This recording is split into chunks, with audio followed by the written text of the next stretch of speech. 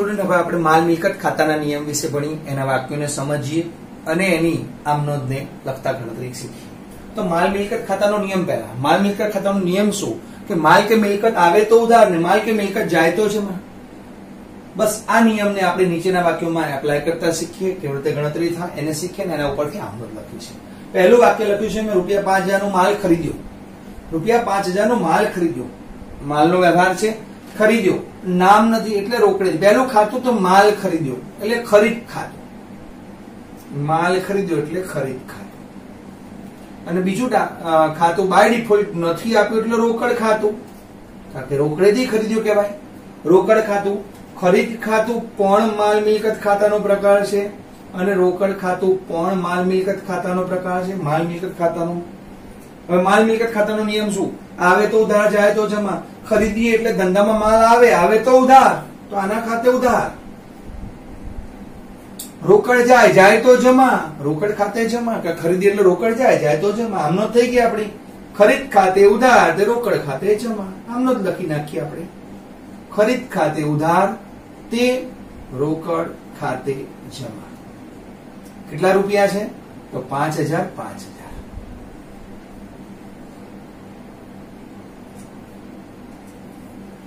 ચલો બીજું છે 15,000 નો માલ વેચ્યો. 15,000 નો માલ વેચ્યો. તો પહેલા તો બીજું છે માલ વેચ્યો. પહેલું ખાતું છે વેચાણ ખાતું. માલ વેચીએ એટલે વેચાણ ખાતું. માલ ખરીદીએ તો ખરીદ ખાતું. અને બીજું ખાતું બાય ડિફોલ્ટ રોકડ ખાતું. કશું ના હોય એટલે રોકડ ખાતું. હવે તમે વસ્તુ વિચાર કરો, તમે રોકડેથી વેચો છો. હવે આ પણ માલ મિલકત ખાતાનો પ્રકાર છે. આ પણ માલ મિલકત ખાતાનો પ્રકાર છે. રોકડેથી વેચો, રોકડ આવે કે રોકડ જાય? તો રોકડેથી વેચો તો રોકડ આવે તો ઉધાર. રોકડ ખાતે ઉધાર, તો આના ખાતે ઉધાર. વેચીએ એટલે માલ જાય તો જમા. જાય તો જમા. તો આમનો જ થઈ ગઈ રોકડ ખાતે ઉધાર. રોકડ ખાતે ઉધાર તે વેચાણ ખાતે જમા. રોકડ ખાતે ઉધાર તે વેચાણ ખાતે જમા. 15,000. 15,000. 15,000. 15,000. હવે એના પછી ₹10,000 નો માલ રાજન પાસેથી રોકડેથી ખરીદ્યો. એક ખાતું રોકડેથી ખરીદ્યો, રોકડ ખાતું આપ્યું છે. અને બીજું ખાતું માલ ખરીદ્યો. માલ ખરીદ્યો છે આપણે. હવે આમાં રાજન શબ્દ છે એનું કોઈ મહત્વ નથી, કારણ કે રોકડેથી ખરીદ્યો અને રાજન, હા રોકડ શબ્દ ન હોત તો તમારે વિચારવું પડે. તો માલ રોકડેથી ખરીદ્યો એટલે રોકડ ખાતું અને ખરીદ્યો એટલે ખરીદ ખાતું. બંને માલ મિલકત ખાતાના પ્રકારો છે. બંને માલ મિલકત ખાતા છે. હવે રોકડેથી ખરીદ્યો એટલે રોકડ આવે કે રોકડ જાય? તો રોકડેથી ખરીદે રોકડ જાય તો જમા. નિયમ મુજબ જાય તો જમા. ખરીદીએ તો શું થાય? માલ આવે તો ઉધાર, તો ખરીદ ખાતે ઉધાર. કામનો શું થશે? ખરીદ ખાતે ઉધાર તે રોકડ ખાતે જમા. ખરીદ ખાતે ઉધાર તે રોકડ ખાતે જમા. 10,000. 10,000 આ તો લખાશે. ચલો એના પછી 25,000 નો માલ જનકને રોકડેથી વેચ્યો. 25,000 નો માલ જનકને રોકડેથી વેચ્યો. રોકડેથી વેચ્યો એટલે રોકડ, એક તો રોકડ ખાતું ફાઇનલ, પહેલું ખાતું રોકડ ખાતું. અને વેચ્યો એટલે વેચાણ ખાતું. માલ વેચ્યો છે એટલે વેચાણ ખાતું. બે કીવર્ડ છે. માલ વેચ્યો. રોકડ ખાતું તો કે મામી ખાતું, માલ મિલકત ખાતું. અને વેચાણ ખાતું પણ માલ મિલકત ખાતું. માલ મિલકત ખાતા નિયમ આવે તો ઉધાર, જાય તો જમા. રોકડેથી વેચો, રોકડ આવે તો ઉધાર. રોકડ આવે તો ઉધાર. અને વેચીએ એટલે માલ જાય તો જમા. બાકી આમનો થશે રોકડ ખાતે ઉધાર. રોકડ ખાતે ઉધાર તે વેચાણ ખાતે જમા. રોકડ ખાતે ઉધાર તે વેચાણ ખાતે જમા. 25,000. 25,000. 25,000. 25,000. ચલો એના પછી 12,000 નો માલ જાનકી પાસેથી ખરીદ્યો. 12,000 નો માલ જાનકી પાસેથી ખરીદ્યો. તો હવે જો એક તો માલ ખરીદ્યો, એક ખાતું છે ખરીદ ખાતું. બીજું ખાતું વિચારો, જાનકી પાસેથી ખરીદ્યો, પૈસા ચૂકવ્યા કઈ લખ્યું નથી, એટલે બીજું ખાતું જાનકીનું ખાતું. આપણે માલ કોની પાસેથી ખરીદ્યો? જાનકી પાસેથી ખરીદ્યો એટલે જાનકી ખાતું. આ ઉધાર વ્યવહાર છે, જાનકીનું ખાતું. ધ્યાન આપજો ખાસ, જાનકીનું ખાતું એ વ્યક્તિ ખાતું કહેવાય, કારણ કે જીવંત વ્યક્તિ છે. અને ખરીદ ખાતું એ માલ મિલકત ખાતું. માલ મિલકત ખાતા નિયમ, આવે તો ઉધાર, જાય તો જમા. માલ ખરીદ્યો, ખરીદ્યો એટલે માલ આવે, આવે તો ઉધાર. અને જાનકી આપણે કોની પાસેથી ખરીદ્યો? જાનકી પાસેથી. જાનકી લાભ આપનાર છે, વ્યક્તિ ખાતાનો નિયમ, લાભ આપનાર ખાતે જમા. લાભ આપનાર ખાતે જમા. હવે આમનો શું થશે? તો ખરીદ ખાતે ઉધાર. ખરીદ ખાતે ઉધાર તે જાનકી ખાતે જમા. કેટલા રૂપિયા? 12,000. આ પ્રમાણે બહુ સમજીને તમારે નોંધો લખવાની છે, વ્યવહારને સમજવાનો છે કમ્પ્લીટ. એમાંથી કીવર્ડ જે બે છે શોધવાના છે ને પછી ગણતરી કરો. ફરીથી 15,000 નો માલ કાનજીને વેચ્યો. હવે તમે વિચારો 15,000 નો માલ કાનજીને વેચ્યો, તો માલ વેચ્યો એટલે માલ વેચાણ ખાતું. ચલો, માલ વેચાણ ખાતું એટલે વેચાણ ખાતું. અને કોને વેચ્યો તમે? કાનજીને વેચ્યો. પૈસા મળ્યો કે લખ્યું નથી, એટલે કાનજીનું ખાતું, બીજું ખાતું. બીજો કીવર્ડ છે કાનજીનું ખાતું. હવે કાનજીનું ખાતું એટલે કે સાહેબ વ્યક્તિ ખાતું. અને વેચાણ ખાતું એટલે કે માલ મિલકત ખાતું. હવે માલ મિલકત ખાતાનો નિયમ, આવે તો ઉધાર, જાય તો જમા. માલ વેચીએ તો માલ આવે કે માલ જાય? તો વેચીએ તો માલ જાય, જાય તો જમા. એટલે આ વેચાણ ખાતે જમા. હવે અહીંથી આપણે માલ વેચીએ છીએ તો સામે કાનજી શું છે? તો કાનજીને માલ મળે છે, કાનજી મેળવનાર છે.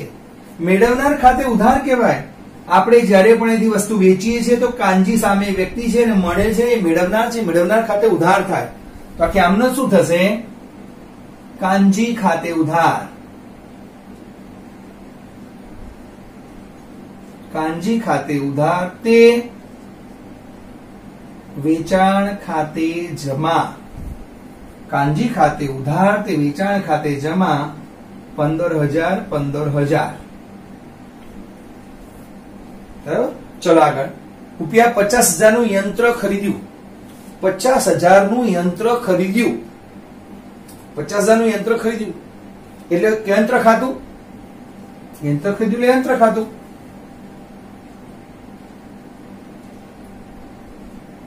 ચલો, બીજું ખાતું નથી લખ્યું. નથી લખ્યું એટલે કયું ખાતું?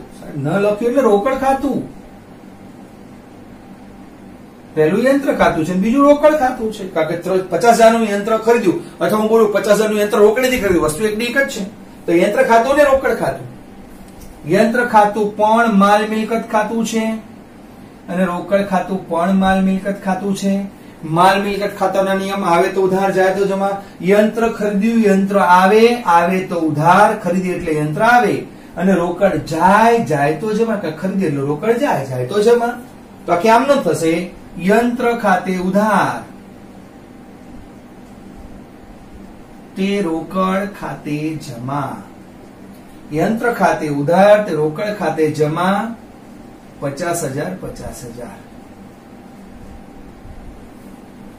યંત્ર ખાતે ઉધાર તે રોકડ ખાતે જમા. 50,000 50,000. ચલો, એના પછી રૂપિયા 12,500 નું ફર્નિચર પારસ ફર્નિચર માર્ટ માંથી ખરીદ્યું. શું ખરીદ્યું તમે? ફર્નિચર. તો પહેલું ખાતું ફર્નિચર ખાતું. ચલો, બીજું તમે કઈ પૈસા ચૂકવ્યું લખ્યું, જુઓ જ રકમ વાંચો જરા. 12,500 નું ફર્નિચર પારસ ફર્નિચર માર્ટ માંથી ખરીદ્યું. રોકડા ચૂકવ્યું કે લખ્યું નથી. એનો મતલબ બીજું છે શબ્દ આપણો પારસ ફર્નિચર માર્ટ ખાતું. તમે પારસ ફર્નિચર માર્ટ માંથી ખરીદ્યું એટલે પારસ ફર્નિચર માર્ટ ખાતું આપણું બીજો શબ્દ છે. ચલો, ફર્નિચર ખાતું કયો છે ખાતાનો પ્રકાર? તો કે મામી ખાતું છે. અને પારસ ફર્નિચર માટે કાયદેસરની કૃત્રિમ વ્યક્તિ કહેવાય, માટે વ્યક્તિ ખાતું. આપણે એને વ્યક્તિ ખાતું કહીએ.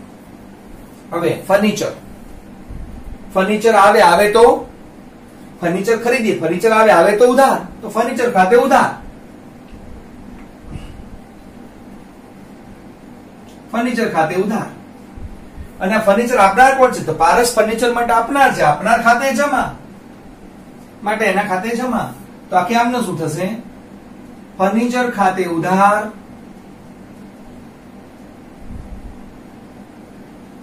તે પારસ ફર્નિચર ખાતે જમા. કેટલા રૂપિયા છે? તો 12,500. 12,500. 12,500. 18,000 ના વાહનો રોકડેથી ખરીદ્યા. 18,000 ના વાહનો રોકડેથી ખરીદ્યા. તો આપણે વાહનો ખરીદ્યા તો વાહનોનું ખાતું, અને રોકડેથી ખરીદ્યા માટે રોકડ ખાતું. બે ખાતા થયા, વાહન ખાતું અને રોકડ ખાતું. ધ્યાન આપજો, કોઈ પણ વાક્યમાં રોકડ ખાતું લખેલું, રોકડ ખાતું તો જવાબ છે પેલો લખી જ નાખવાનું ત્યાં. વાહન ખાતું એ પણ મામી ખાતું, અને રોકડ ખાતું એ પણ માલ મિલકત ખાતું. માલ મિલકત ખાતા નિયમ આવે તો ઉધાર, જાય તો જમા. વાહન ખરીદે એટલે વાહન આવે તો ઉધાર. રોકડ જાય તો જમા. આખી આમ નોંધ. હવે વાહન ખાતે ઉધાર.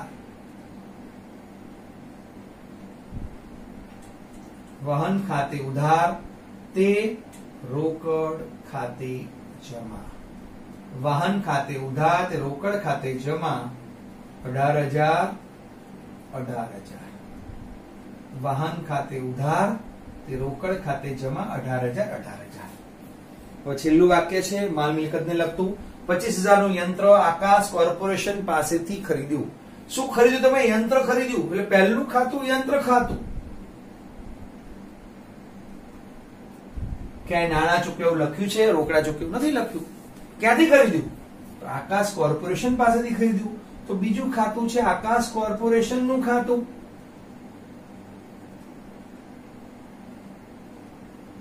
બીજું ખાતું છે આકાશ કોર્પોરેશન નું ખાતું. હવે વસ્તુ વિચારો, યંત્ર ખાતું એટલે માલ મિલકત ખાતું. આકાશ કોર્પોરેશન એ કૃત્રિમ વ્યક્તિ કહેવાય એટલે વ્યક્તિ ખાતું. હવે યંત્ર ખાતાનો નિયમ, માલ મિલકત ખાતાનો નિયમ, માલ કે મિલકત આવે તો ઉધાર, જાય તો જમા. તો અહીંયા યંત્ર ખરીદ્યું એટલે યંત્ર આવે તો ઉધાર, આના ખાતે ઉધાર. આકાશ કોર્પોરેશન આપનાર છે માટે એના ખાતે જમા. બાકી આમનું થશે યંત્ર ખાતે ઉધાર. યંત્ર ખાતે ઉધાર તે આકાશ કોર્પોરેશન ખાતે જમા.